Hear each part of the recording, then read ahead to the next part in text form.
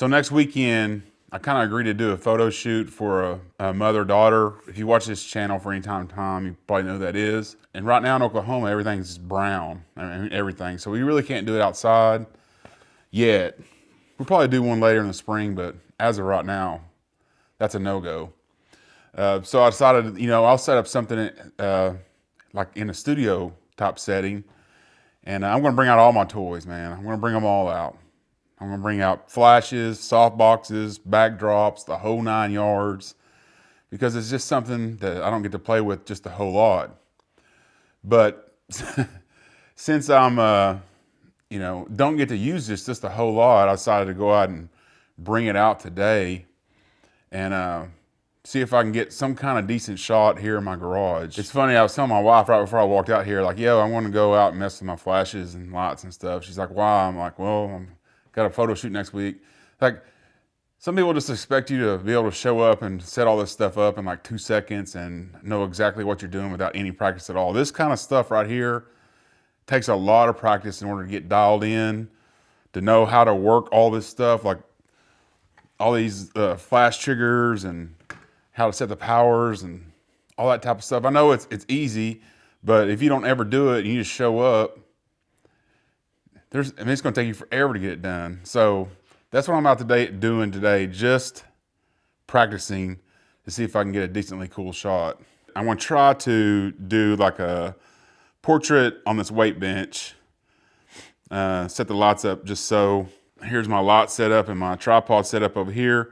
Now I've already like tripped over the tripod, knocked it out of place and all that. I don't want to do any of that, of course, because if I do that, I might wind up breaking something. So I've got to get this place cleaned up just a little bit. Now, please remember that this is a working garage. This is not a photo studio.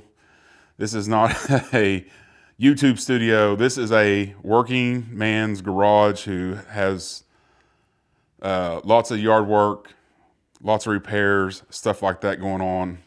So that's mainly what this is for. So keep that in mind. Also, when I was headed out to the garage here, I had my Provoke 21-liter backpack on with, my filming equipment.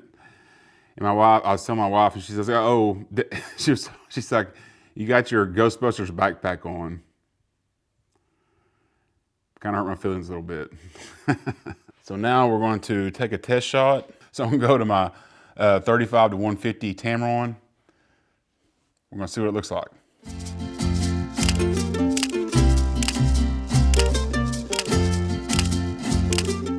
Okay, so I've been doing some test shots. I got it just about where I want it.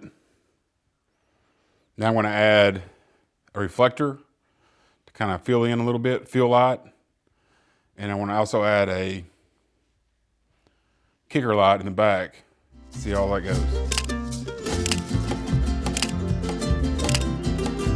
So what I've done, and this took me forever, is I set up a kicker light over here to put just a little bit of halo around my shoulder. I wish I could get a little bit higher so I could go around my hat, but I can't get it any higher because I don't have a light stand here with me today, an extra one. And then I set up this reflector over here to help fill in my side of my face. A couple things I wish I had. I think this is gonna be all right. I wish I had another soft box for the fill light, and I wish I could get, of course, the kicker light up higher and maybe a softbox on it to kind of more direct the light. Also, I wish I had a grid for my key light, but I don't have one. So right now we're going to put it all together and see what we can get. Que bajen las aguas de las montañas, que pongan nido los pajarillos, que canten ríos y los amores, que vuelvan a vivir cada primavera. I think for the first time, or in a long time, just getting out here and playing with this stuff, it looks pretty good, and it's fairly easy to manipulate the two different flashes. Now I do have another flash on the way. I have some more light stands on the way, all this and that to help me next time when I actually have to do this live. So what I'm going to do for the rest of the time is just kind of play around with my settings. Now I didn't want to do just a straight up headshot. That's not what I really envisioned from the beginning, but it's just kind of how it worked out because my backdrop wouldn't allow me to do anything wider than that. So I'm going to try to do some other chop portraits today, and we'll show you those when I'm done. Al lado de nuevas flores, tu nombre pude escribir. So that was pretty fun. Haven't done anything like that in a long time. Let me know what you think about the results. Now I feel comfortable with the remote, the trigger, being able to make sure that I get the power I need and adjust it just how I want it. This is kind of a pain, you know, when you're doing it by yourself, because you have to take a picture and go check, take a picture, go check, all that stuff. And it was a little bit easier when I got this remote paired to it, but nonetheless, it's still kind of a pain. But anyway, pretty confident in that. Pretty excited about it. Now all I have to do is get everything packed up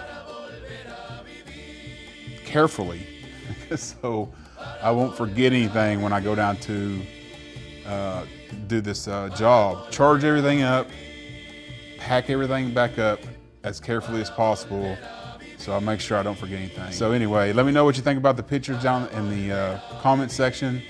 If you learned anything in this video, make sure you hit the like. If you don't mind, go ahead and subscribing. Thanks for watching, and we'll see you on the next one.